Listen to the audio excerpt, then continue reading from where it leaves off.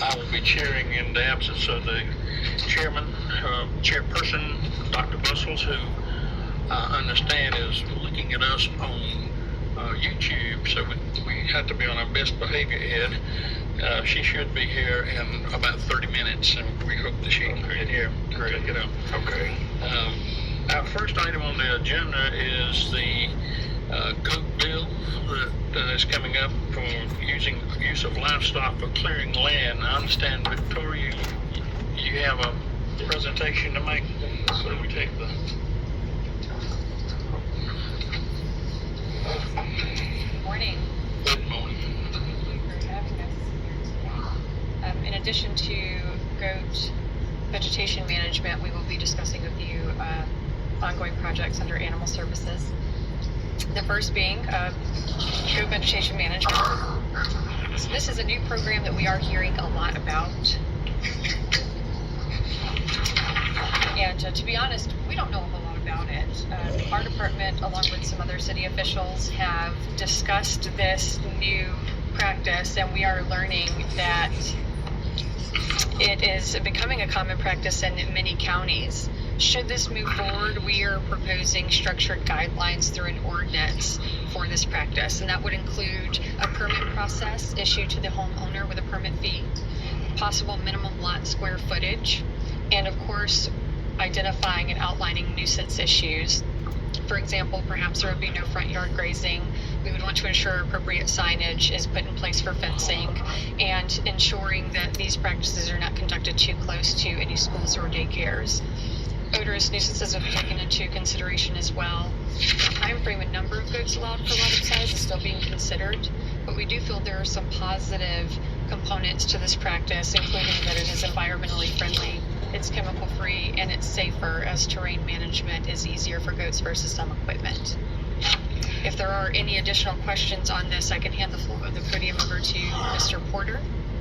I have a couple of questions for you, Victoria. The additional information you have there is not included in the proposed ordinance. So are you anticipating that if we pass this thing, we'll pass this ordinance and then you'll fill that in with regulations? We do feel there should be some structured guidelines included in the ordinance should this move forward. Is there any requirement for us to say that? If this is going to be the ordinance, which is 2 paragraphs, and they want to add in the other stuff, is that done through a different process? Well, it depends on what they're adding in and what's already in there. Where's Dana? Yeah. The idea would be that we would have guidelines and... Get the microphone. I'm loud anyway, so... Not that loud. The idea would be that there would be guidelines depending on the department who is charged with enforcing or permitting it.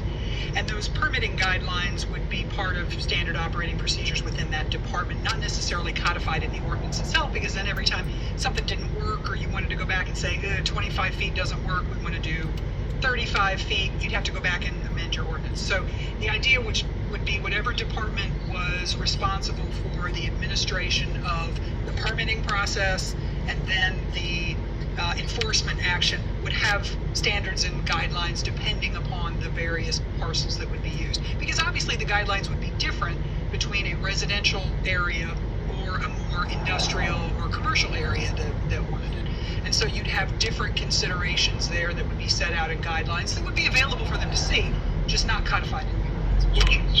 So the specificity of those guidelines, we dig deeper into that.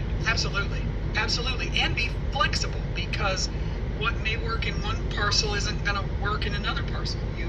You know, these folks are going to determine how many are going to be necessary in a parcel. Well, that may not be allowed in a very dense area or residential or backing up to a school or whatever you all decide you want to do, or whatever staff wants to. Touch on that. Yeah, whatever the experts want to get together and put in those guidelines, but that individual department would have the guidelines and the flexibility to do that. And as long as it were published and open and available to folks, it doesn't have to be codified in Unicode. So are these only goats, or are there other livestock? I only wrote it as goats. I leave that up to the Ordinance just says goats. ordinance. Just says goats because But we you had don't want to slip anything in. right. You don't want Because if it's a goat,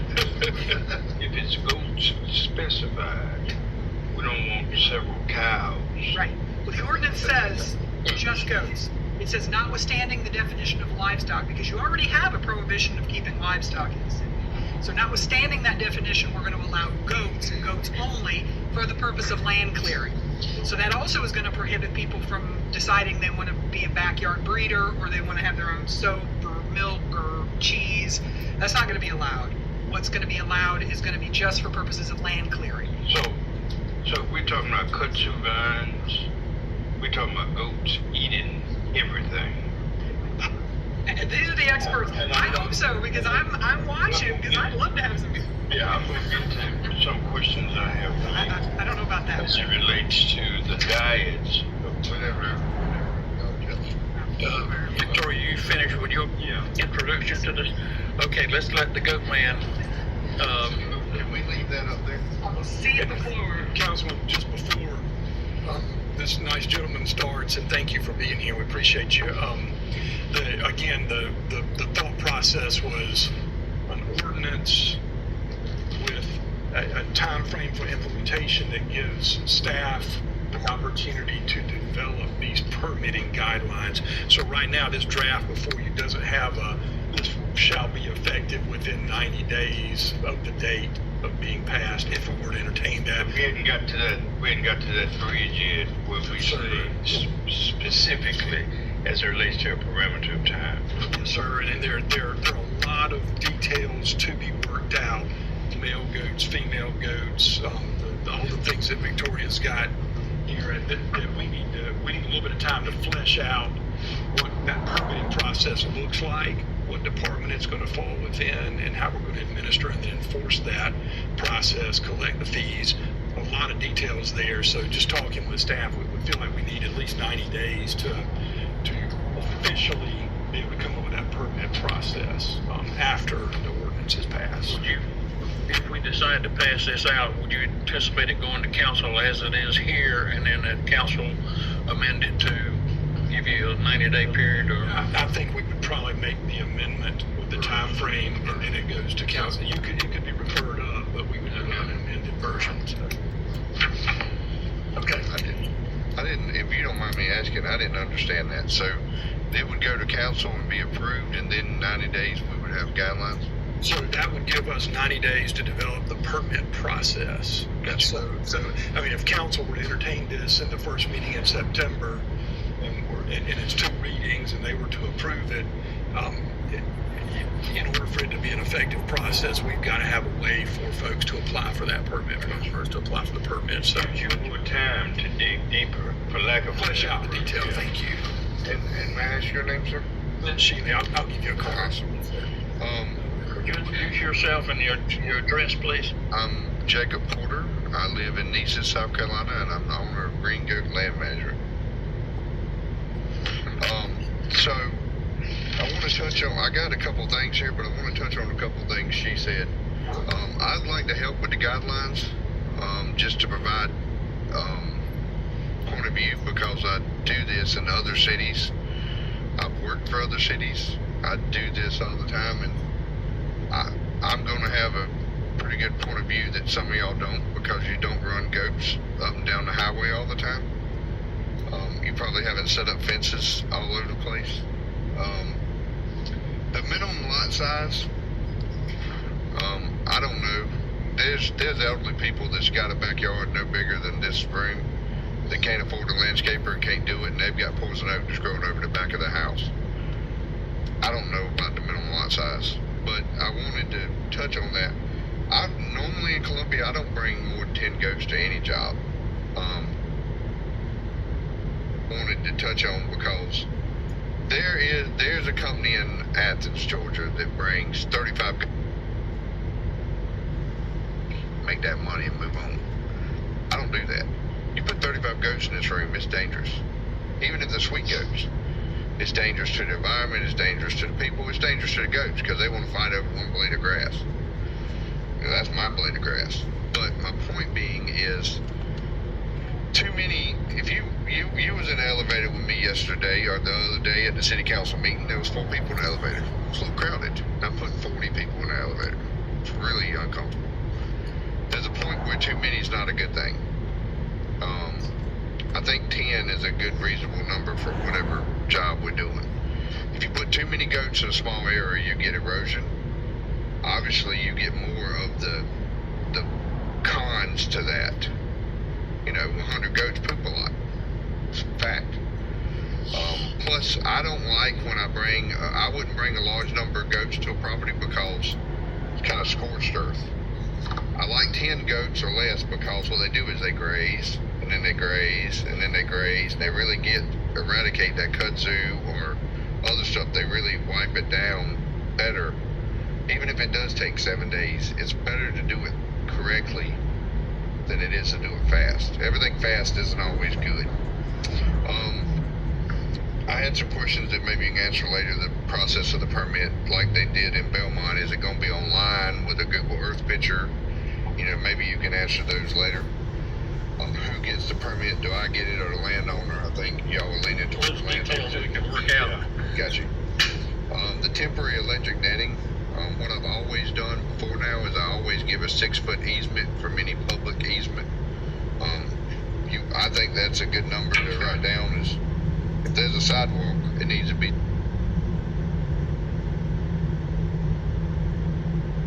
Example of the signs we use, just for you. It's 2-sided. It's got the 3 most common languages on it. There's a lot of Spanish speakers in Colombia. Let me ask you a question. What's the minimum? You got 10 goats. You're using 10 goats per. Is that per acreage or square feet? Normally a half acre. I'm sorry. Normally a half acre, and that 10 goats. All right. Let me ask this other question. Goats eat everything. No, that's an old wives' tale. Goats don't eat cans. They don't eat paper. They don't eat plastic. Now a starving goat will, but my goats aren't starving.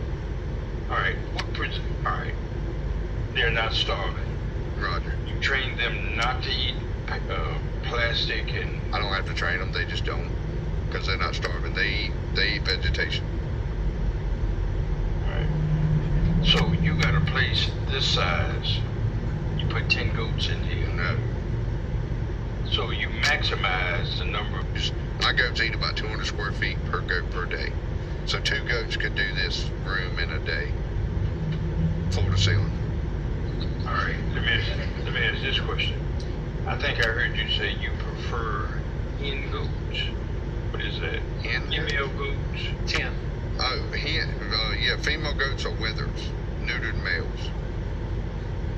All right. I understand that, but how does that work into the equation? It's not female goats, male goats. Without testicles. Yeah. Okay. Because they don't go in the rut, they don't stink, and they're not chasing girls. They're worried about eating. Well, that's my next line of questions. If it's a male goat and it's not been Neutered. they eat more. Well, I mean, They stink they less. stink a lot more. The ones that have the testicles stink a lot because they the cologne so they can chase the girls and smell good for them, and that's why we weather them, and so we can. There's some details I don't want to know. But you asked. TMI. Our wethers and our females, because wethers don't worry about the girls; they worry about eating. So no plastics, nothing other than vegetation. Yeah, they're not garbage collectors. Poison ivy. They eat poison ivy, poison oak, poison sumac, stinging nettle, kudzu. They eat kudzu by the pound. We had one goat eat so much he looked like a constipated sumo wrestler. We couldn't even open his eyes. Let's move on. There's some details I don't want to know. And then, so I thought 6-foot easement from any public walkway would be good. That way they gotta go 6 feet on somebody's property to touch the fence. Fence is low wattage. Those signs by law are required every 200 feet. Normally when we know we're gonna be on a walkway, we put them about every 100. and there's an example y'all can keep. I got plenty more than two-sided. Tell me about the fencing. Uh-huh. Fencing, you corral a piece of property, Mm-hmm. electrified fencing. Mm-hmm. How does that work, sir? It's a step-in fence. Okay, what is it? Tell me what that is. You stretch it out, you step it in. It'd probably be better if you looked on our Facebook or our website. You can see us setting it up. And I would invite any of y'all, How high? 42 inches. I would invite any of y'all that's in this decision-making process or guideline process, you let me know, and I'll take you to one of our job sites. But you need to bring saltines. Bring what? Saltines. The goats aren't going to visit with you for free. They will expect you to bring some saltines and give it to them. I'm just telling you the cost of admission. You don't drive your car for free, you got to put gas in it. Yeah, name a mammal on this planet that can survive without salt. Jacob, I wanted to ask you another question. We talk about in the draft ordinance, no longer than 7 consecutive days or 14 days in any 6-month period, growing season or whatever. The production or destruction rate that you're talking about in terms of what they consume, does that seem reasonable to you? Well, I'm glad you asked that, sir. That was something I was going to bring up to you. So, my goats, 10 goats can eat a half acre in about 7 days. I think most lots in Columbia are an acre. I think probably 15 and I think we're residential lots, we'd be half or less, maybe a well, the ones that average. we've been going to seem to be about half an acre that they need done, but we can go with that. But I think 15 and 30 probably is more reasonable. Because again, I don't want to look at that and say 7 days, okay, I've got to bring 15 goats. I don't want to cram more in and break.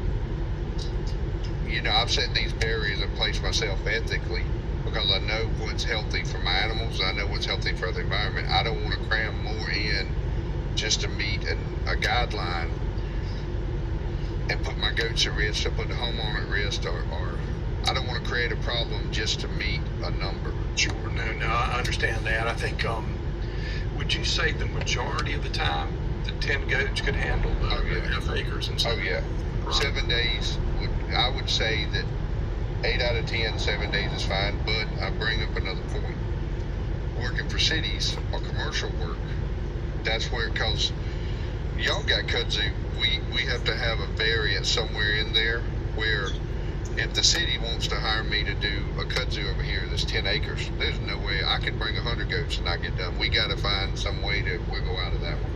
And then there could be in the process of residential and then a commercial, and separating that through the permitting process. We'll have to talk with Dana. Because on our commercial jobs, like what we did for the city of Belmont, we brought 20 goats.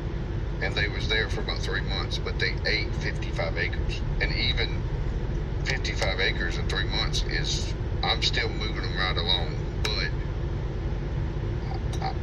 I'm not bringing more than 20. I think that's plenty. They're doing 4 acres they was doing 4 acres every 11 days. I mean, Can we actually change that to make goats per square feet over some? Yeah, I was going to ask. Yeah, so we may want to, and that's in the ordinance. But also, we may want to tweak that a bit, as well as adding that time frame to develop the process for effectiveness, if y'all so choose. So, we need a minute. Let me ask. yes, sir. And I'm just piggybacking on something you said at council. How are the goats? I shouldn't say how the goats paid. What's the cost? My cost or the cost to the person? How does that figure in terms of the acreage and the size of the lot and that sort of thing? So I charge $10 per goat per day. So if a goat eats, if this was the place and you needed 2 goats for a day, I'd probably charge $30 mileage from Orangeburg and $20. So I would do this room for $50. That's setting up, and I don't charge anything setting up the fences, so I would do this room for $50. And I don't know a landscaper would come in here and weed whack this whole room for $50. Where the goats are the weed whackers. Roger. But they're more like the weed eaters. For just being technical. Well, I understand that.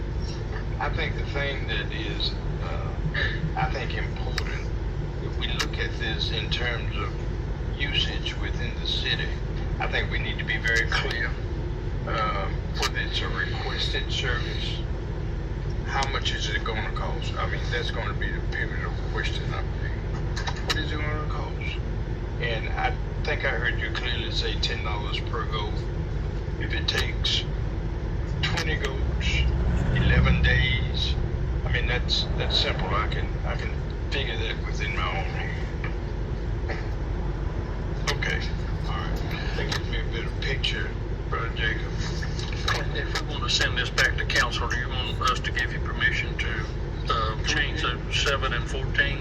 Yes, sir. If you would, just to consider that, and we may work, we'll get together and work. May I ask what we're considering changing? So we may go to per square footage, we may look at extending, we may bifurcate residential and commercial and give a little more commercial. And if I can offer my 2 cents worth, I'm fine with the 7 goats per half acre, but just have a pathway to ask for an extension. And somebody can come out there and then. A pathway to increase the number of goats. That's what I That's commercial. days. Yeah.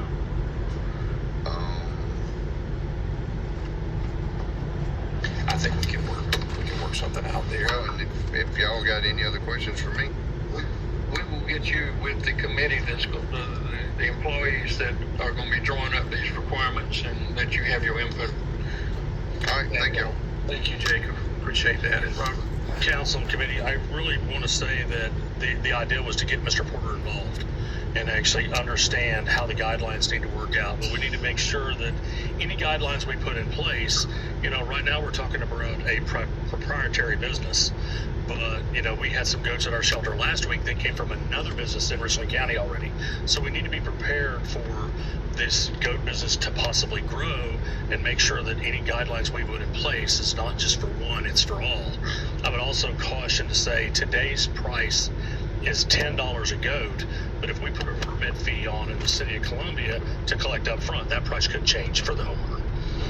Well, that's between the owner and the client. That's a contractual arrangement, right? Is that right, Robert? That would be a contractual arrangement between the goat person and the homeowner, correct?